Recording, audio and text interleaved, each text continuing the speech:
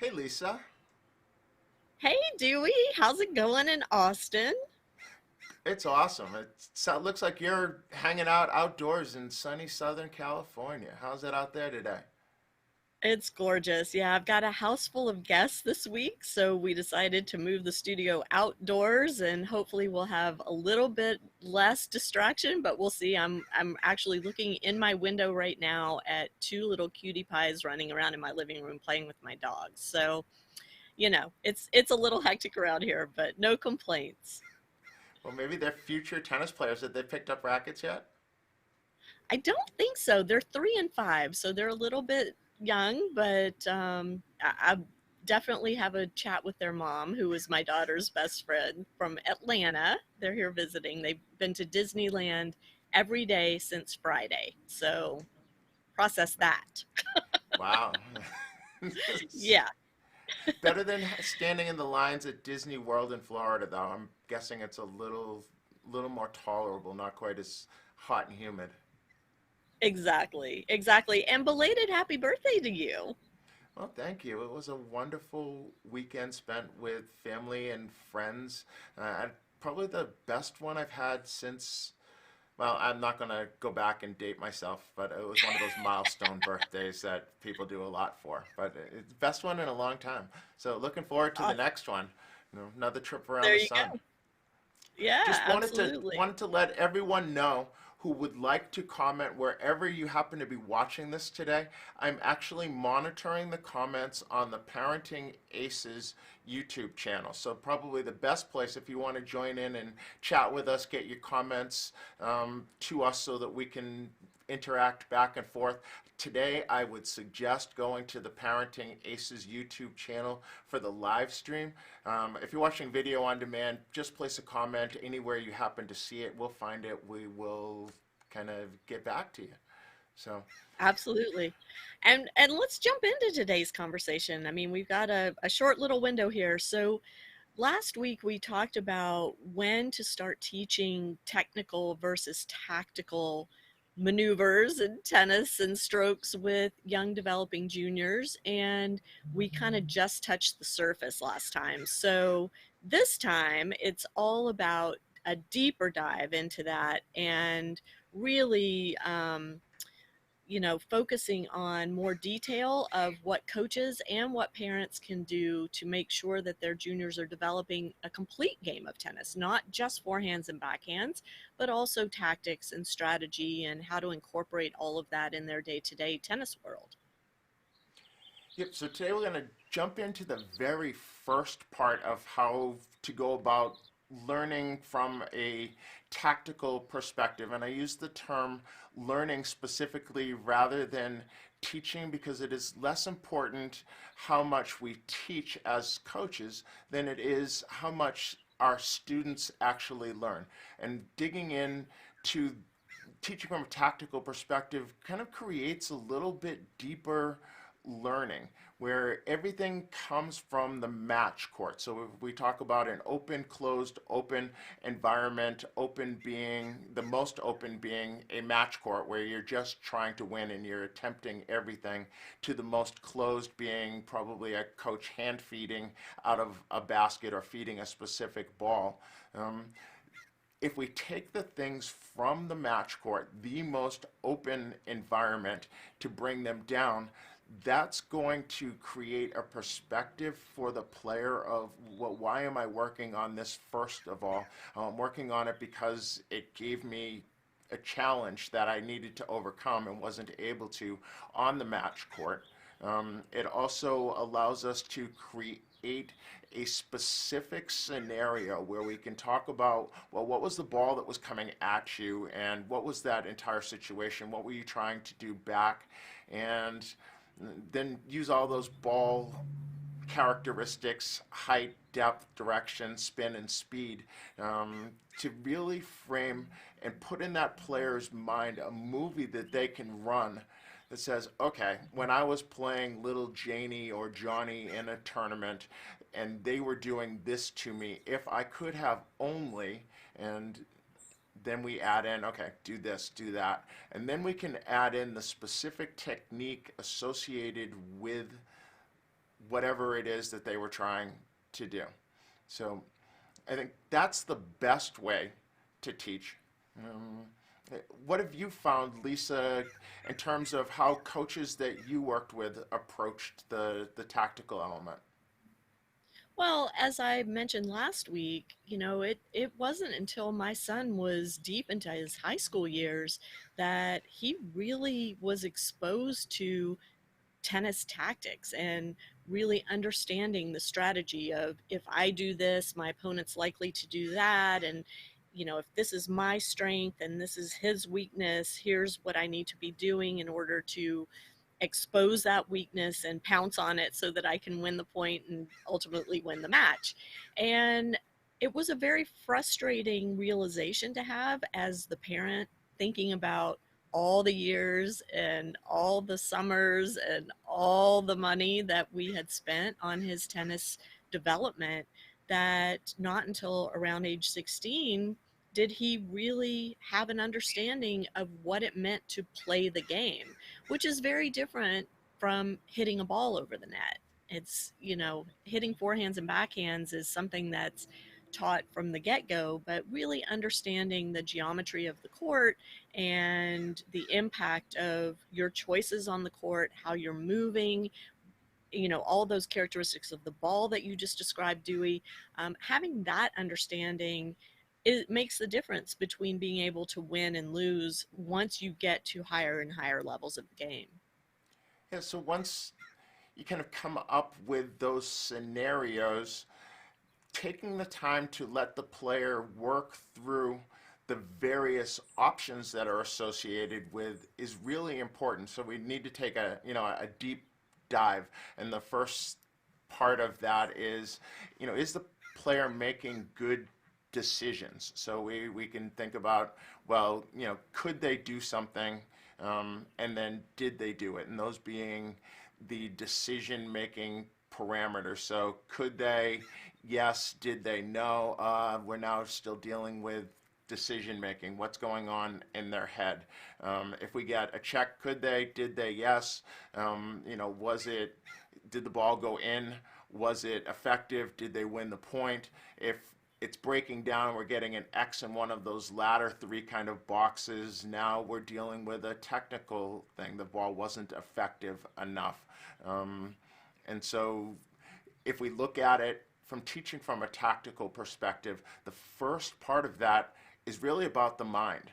Is the player making good decisions? Because you can hit balls and hit the wrong shot really well, but chances are you're not going to be as effective as you want to be because it is the wrong shot. So there was a day back when Jennifer Capriati just hit the ball better than everybody else, and so she didn't necessarily make great tactical decisions, but her execution ability was just head and shoulders above everybody, and so people couldn't deal with it.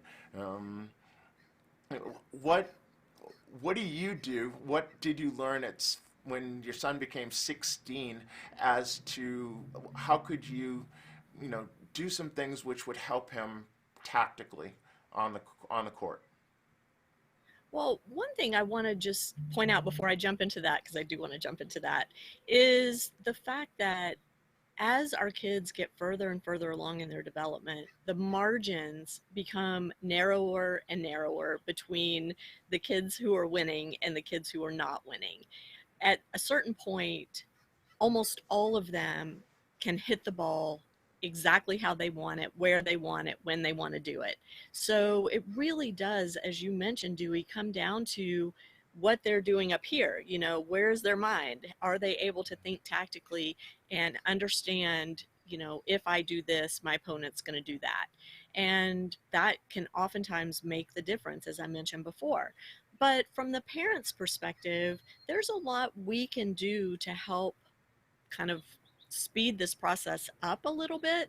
And the first thing that I found really useful was taking the time during my son's tournament play to track his matches. And when my son was playing, apps were just starting to be developed. So when I first started, I was charting using just a piece of paper and a notebook that I would take with me to all his matches. And not only was it a tool that provided his coach after the fact with some concrete evidence of what happened during the match if the coach wasn't there to watch. But more importantly than that, it gave me something to occupy my mind and my hands and my emotions so that as the parent sitting courtside, I could stay calm and I could stay focused on the thing that was important, which was, is my kid doing the things that his coach has asked of him in this match, and not get so caught up in, did he win that point? Did he lose that point? What's he doing out there? I didn't have to think about the stuff that makes us as parents so crazy when we're watching our kids play. It gave me the luxury of really focusing on some very specific details and then sharing those with the coach after the match. And then it was the coach's role to take that information back to my son and integrate it in what they were doing. So, did your son have specific performance goals which were coming from the coach, where he may have written those goals down on a little piece of paper that he could refer to during the match and, assess himself on those? Or was it something that was kind of pre-tournament that he went over with his coach? What were the things that you were specifically looking for that he should be executing on? There were things like, we've been working on a slice backhand and coming in behind the slice backhand approach. So I want, the coach saying to me, I want you to let me know how many times did he use that shot, and, was he using it effectively? Or, we've been working on the short angle forehand, track how many times he hits that shot and how effective he is with it in terms of, did he win the point or not win the point, or did he put himself in an offensive position as a result? Or we've been working on footwork patterns, so this match I want you to really watch his feet and let me know, is he doing A, B, and C in terms of how he's moving around the court, how he's recovering, is he doing a split step, is he, waiting in an athletic stance to return serve, those kinds of things. So very, very specific, So you were and that kept my brain monitoring focused. Yeah, so you were monitoring a couple of things. So it sounds like some of them were tactical. Was he using a slice backhand to approach, or was he using a forehand little roller to take his opponent off the court? But then also sometimes there might have been other components. So one that you talked about, Mhm. physical, certain footwork patterns was he using, and I kind of consider footwork more physical than technical. Um, and then maybe there Right. was also psychological. Was he doing things in Yes. between points and during changeovers to be able to manage his emotions and put himself in the right frame of mind? We use a couple of different things. I use a lot of Jim Lair stuff, the 16-second Hmm. cure and things like that. But at Austin Tennis Academy, they use a lot of Jorge Valverde um, Hmm. things, and we're doing some things in those areas right now. How did you find it helped him with you, you know, being there and charting, and he saw that you were writing things down? How beneficial was that for him? Well, I think it was more, it wasn't necessarily that I was charting and writing things down. It was that he didn't look up and see my face contorted in this god awful expression when he missed a shot, or, it kept me focused. And so it gave him something neutral to look at in the bleachers. It wasn't, oh my God, I'm going to look up and my mom's going to be making this god awful expression. It was more, I'm going to look up and I see her focused, and so I don't have to worry that she's reacting to what I'm doing. And I think that was really the most helpful thing. And that's why I just, even if the coach doesn't ask for charting or, you know, the information that you're writing down, I have just always been a big advocate of parents doing that, mainly to keep your brain occupied during these stressful situations. We all know it is much harder to watch your kid play anything, perform, arts, school, whatever it is. It's much harder to be the one in the stands, I think, than to be the one actually out there doing the work, because you have no control. And so by charting, it gives you something to feel like you have some control over. I, having been a parent to three children that are mostly grown, I guess one that's still in high school, watching my own kids struggle with anything is the absolute hardest thing I've had to do as an adult. I want to be able to jump in and save them, and you can't, especially on a tennis You court where you can't. can't even talk to them. Um, Right. and I think giving them something, a more stoic figure to be able to look at. Yesterday was a rain day, and so we had 17 kids in a classroom and going through some of the mental exercises. And we asked at one point in time how many of them notice when a parent leaves to go to the bathroom, or has an expression on their face, and I believe all but one hand went up, and so that person was probably lying, right? Yeah, Because exactly. they are hyper aware of the things that the parents do, more so parents than coaches, I think. Yeah. Because I asked, how are they with the coaches, and I guess they recognize with us that we often have more than one player to watch. And so when Mhm. we walk away, it may be to go watch another match, not because we're upset that they're missing a forehand. Exactly. Exactly. And I want to just transition because, gosh, this 20 minutes goes so dang fast. I want to talk a little bit about, too, Dewey, what we as parents can do off the court to help with this tactical development and this whole idea of helping our kids become better thinkers when they're on the tennis court. And that translates to being a better thinker in everything they do. But, there's some very specific things that we can do at home to supplement what our children are doing on the tennis court.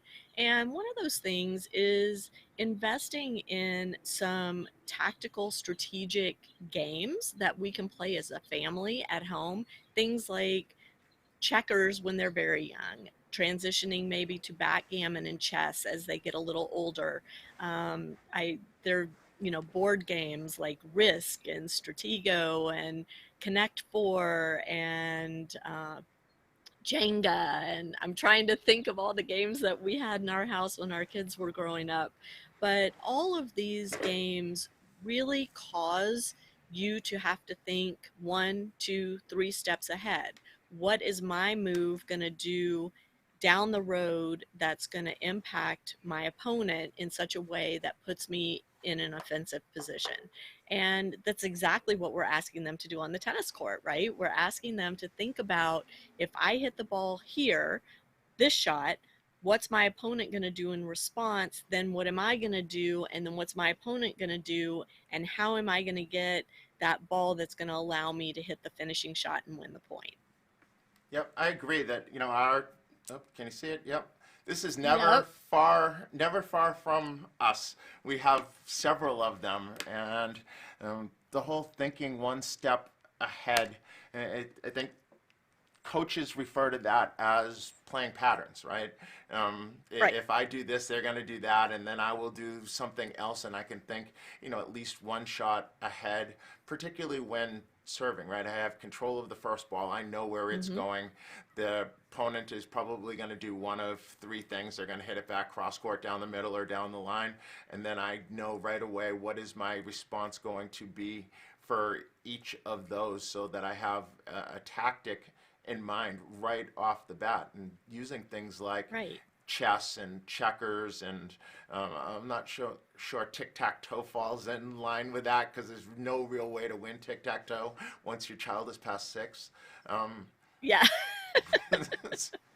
True. um, but so do you advocate board games, or what's your thought in terms of the Sure. specific type of game? Do you have any?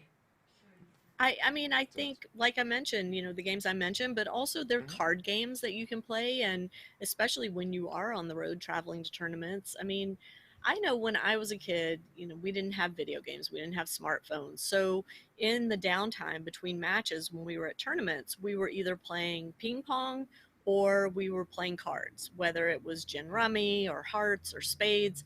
And all of those games require strategic thinking in order to be good at them. And so they're all things that can kind of spark the brain to turn on and start thinking along those lines prior to a match. Now our kids sit on their phones and check social media, or they, play solitaire, which I don't think it's a real good strategic game. It's a mind suck, but that's kind of about it. So I see that our kids aren't really doing that much in their pre-match downtime to get their brain kind of turned on and moving in that direction. And so I would encourage parents, when you're packing up the car or packing up the suitcases to travel to tournaments, make sure you throw in a deck of cards. Make sure you throw in a travel backgammon set or a travel chess set. And if your kid is the one who knows how to play all this stuff, and maybe their peers don't know how to play these games, it gives your child a great opportunity to be the teacher too, which is, it's a great role to put kids in. Um, I know we're coming down to our last, like, Yes, under two we minutes certainly here, so are. I'm And like, I I would go love ahead. to advocate that, all kids also develop some level of match cards so that they are writing down specific strategic Yeah, and tactical things that they're looking to do. And so starting with a goal and then developing a couple of tactical objectives that they're laying underneath it that they can then review after the match to be able to have an assessment of something other than just did I win or did I lose, that outcome goal. And there are certain tournaments where outcome is uber important. You get to your summer sectional qualifier or sectional closed. Those are real big events for most kids. And then, at a higher level, maybe the level one nationals or an ITF like the Orange Bowl. Depends on, the level you play. So you get to that highest level, and outcome tends to weigh a little heavier and performance maybe a little bit less. I don't care if I play poorly as long as I win, winning ugly, so to speak. But then most of those other tournaments, the lower level tournaments, are designated in the southern section, an SCMZ here in Texas, where maybe I'm going to put a little more emphasis on performance and a little less on outcome. And then there's always those local tournaments where, like, I'm just here to work on stuff that it weighs so heavy, and who cares if I win or lose? A little bit easier before the internet, where everybody saw if you had a loss to yeah, somebody that you'd never lost to, right? Um, yeah. so if I And can Dewey, advocate that, you've developed some match cards, right, that you'll use at Austin Tennis Academy, and I think we're going to have a link in the notes for the show on the on-demand version, right? So that yes, people can take a look we at will that. put an example of a match card that someone would Great. develop in the description, and please feel free to use it. But make it personal. If we One that I share will probably be of either a specific person or a fictitious specific person. But an example will be down in the description, probably tomorrow. Probably tomorrow. Awesome. Perfect. Well, it's been another fun, quick 20 minutes with you, Dewey. I look forward to next week's show. And in the meantime, if any of our viewers have comments or questions or suggestions as to how we can make things better, please don't hesitate to put those in the comments on either of our YouTube channels, Parenting Aces or Tennis 2020. And Dewey, as Or always, email it's us, been right? awesome. Or email us, Oh, or yeah. call us if Yeah, you're for close sure. to us. We've made Yeah. changes in just 3 weeks based on some feedback that's come Yeah. from other people. So thank you very much for tuning in. Please subscribe to our channels. It'd be great if you subscribe to both, but one or the other. Click that notification bell, all that great YouTube stuff that you all know how to do because you're on YouTube, and we are now YouTubers, Lisa. I know. Well, look at us. Who knew? So- Great. Well, have a wonderful week. You too. We'll see y'all next time on Tennis Takeaways with Lisa and Dewey.